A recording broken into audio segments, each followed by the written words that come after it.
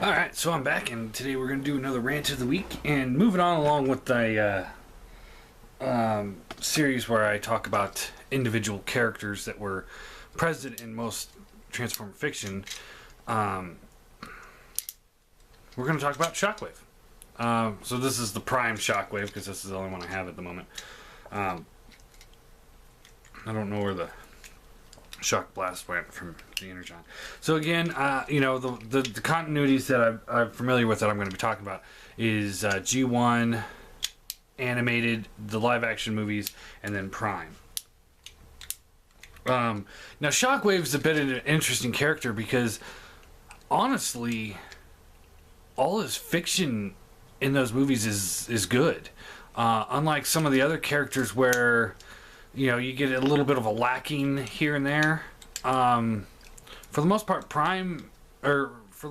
Shockwave stayed pretty awesome. His character only changed a little bit, mostly for the movie.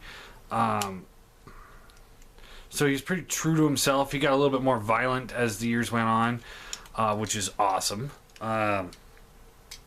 He, unlike other characters that had major character changes, like Bumblebee was the worst, who now he's not even the same character. That's what I talked about last week. Unlike all the other characters, his characterization stayed pretty true to itself, with the exception of the movie one. But that's mostly because we didn't get a chance to really get to know him in the movie. So that's my number 4. My lowest ranking one is the movie. He shows up just a couple times throughout the movie, and when he shows up, he's on that big worm thing, and everyone's just like, there's Shockwave. So he's clearly a badass, and people are afraid of him. Like at the beginning of the movie, Optimus and him throw down for like half a second, and everyone's like, what was that? And Prime's like, that was Shockwave. And then at the final battle of Chicago, you see, he's just kind of slowly marching across the streets, shooting at the Autobots, and the Wreckers had a hard time fighting him. You see him like just picking up a car and using it as a shield. It was pretty awesome. He shot all the missiles at Optimus while Optimus was flying, and that tangled him up in the cords. And then finally, Optimus kills him by ripping his eye out through his chest. We don't get to see the scientificness of him, but you see, hints of his intelligence.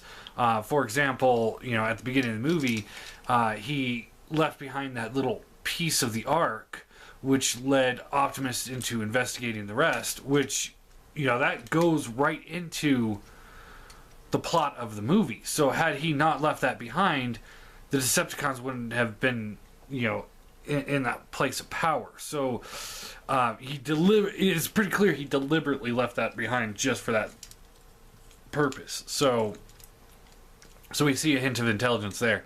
And we also see it when he was using the car for the shield. Pretty much all the other Transformers in the movies just take hits. But he wasn't about to do that, so he was using the car for a shield. And also when he was able to shoot those little missiles out that were able to trap Optimus in the cables. That did show hints of intelligence. I think the biggest downside of him, I really enjoyed him in the movie. He was a lot of fun to watch the few times he was on there. But I think the real downside is that Michael Bay was posing him as going to be the next main villain of the movies. And he clearly was not the main villain of the movies. He just kind of was there. So, going into the movie, it left that surprise that Sentinel Prime was the bad guy, whatever. But honestly, and I know I've talked about this before, but honestly, I would have preferred if Shockwave was just the guy that was in power,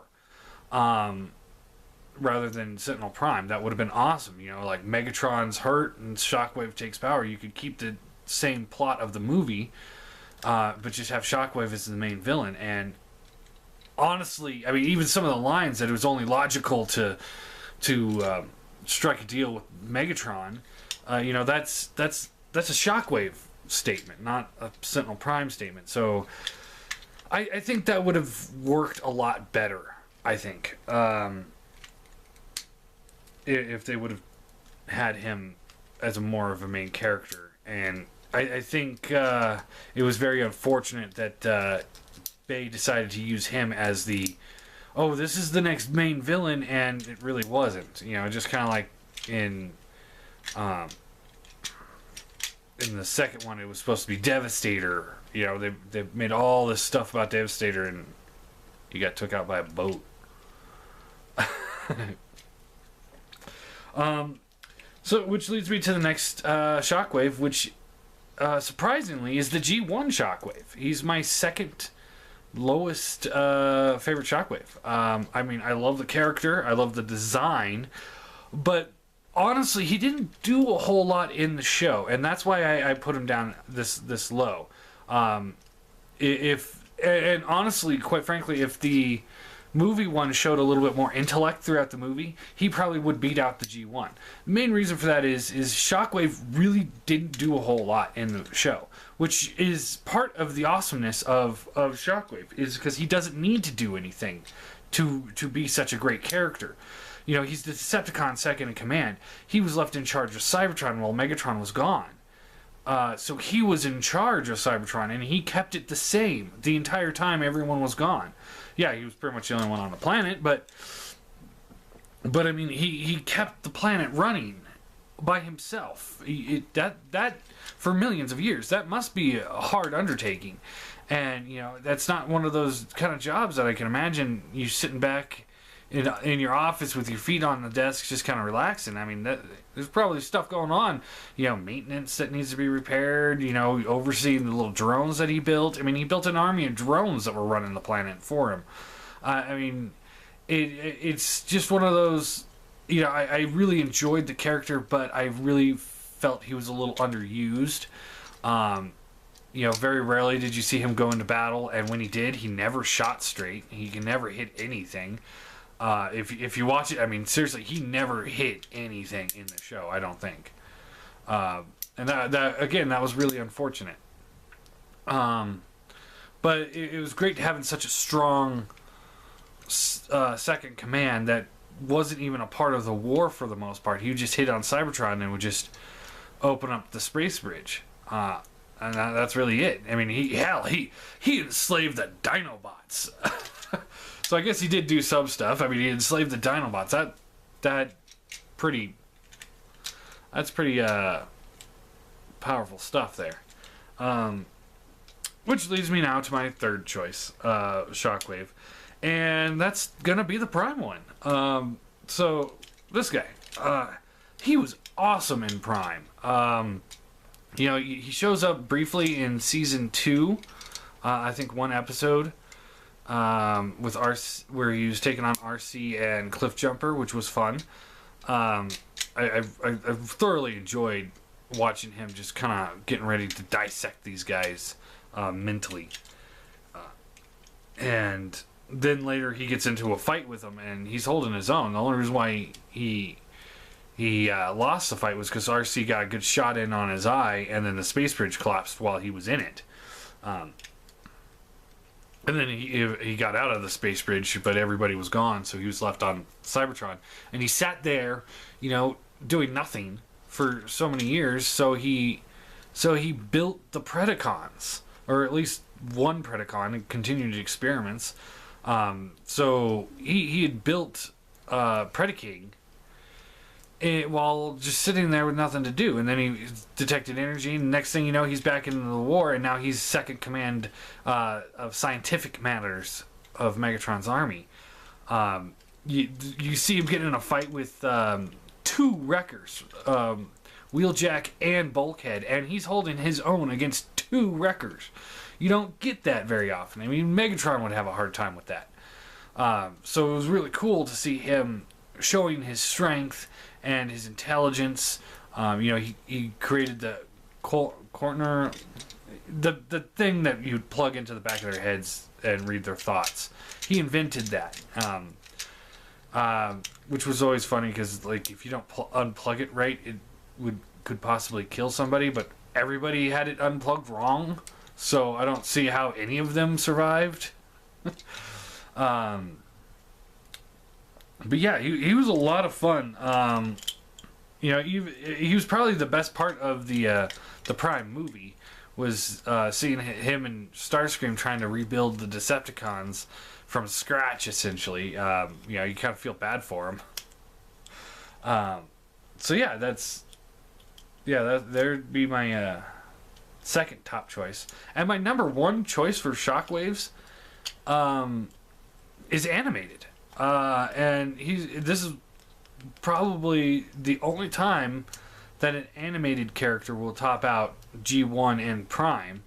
You know, a lot of times they'll beat out the movie, but never G1 and Prime too. And that's primarily because he had the most interesting story arc of all of them. He was, you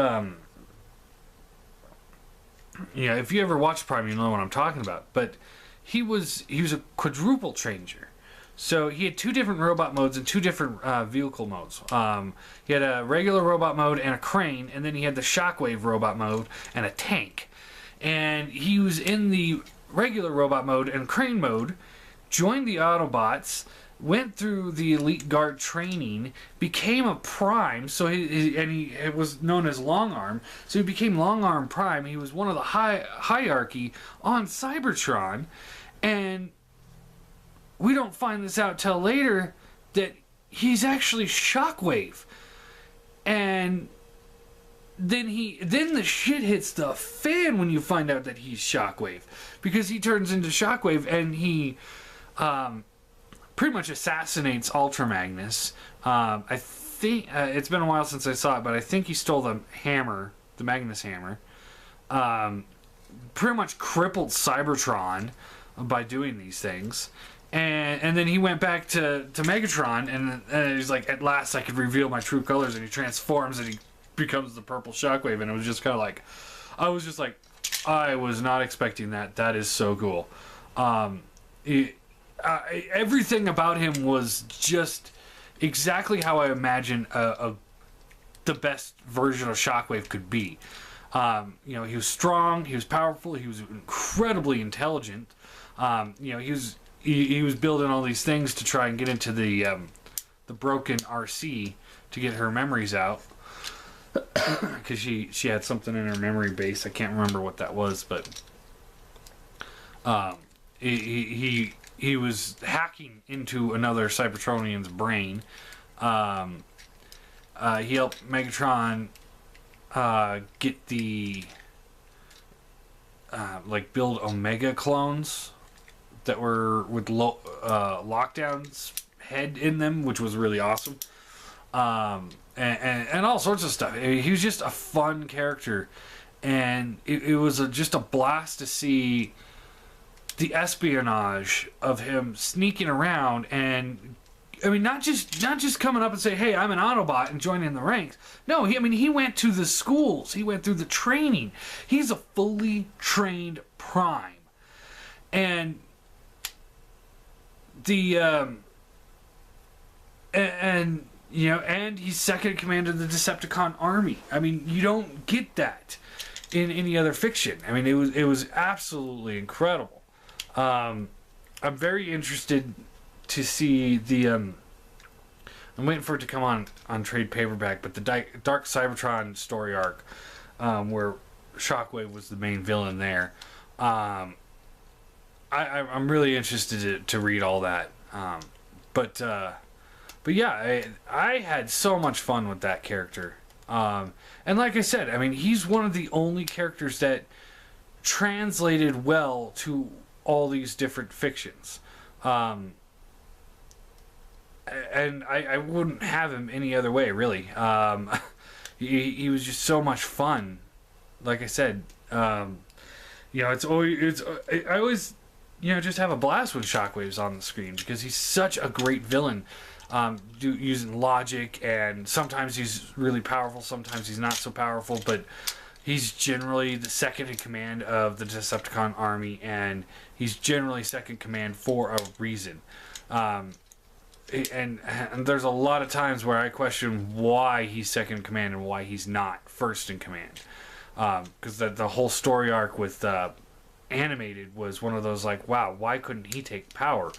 Had he not been lost in the space bridge accident, he probably would be in power in Prime until Megatron came back, which did bring up the interesting point of, Starscream was questioning Megatron's leadership because of the whole Dark Energon thing. Would Shockwave question it too if he was there and watched it happen? I think he would. I don't think he would. I don't think he'd just be like, "Oh, okay, Megatron knows what's best." He'd probably be like, "No, this is illogical to do this." So yeah, it's just Shockwave is a fun character. I haven't watched much of the Shock Blast for Energon, but as I understand, he's a completely different character. Just looks like Shockwave, which is cool. So I might, eventually I'm going to be watching those shows too. But yeah, I love Shockwave. I like I said, I think he was the one that carried over the best of all the characters. So yeah, I guess that's it for him. So I think next week we'll probably go with Ratchet or Soundwave. There we go. There's the question of the day. Next week, do you want me to rant about Shockwave or Soundwave or Ratchet?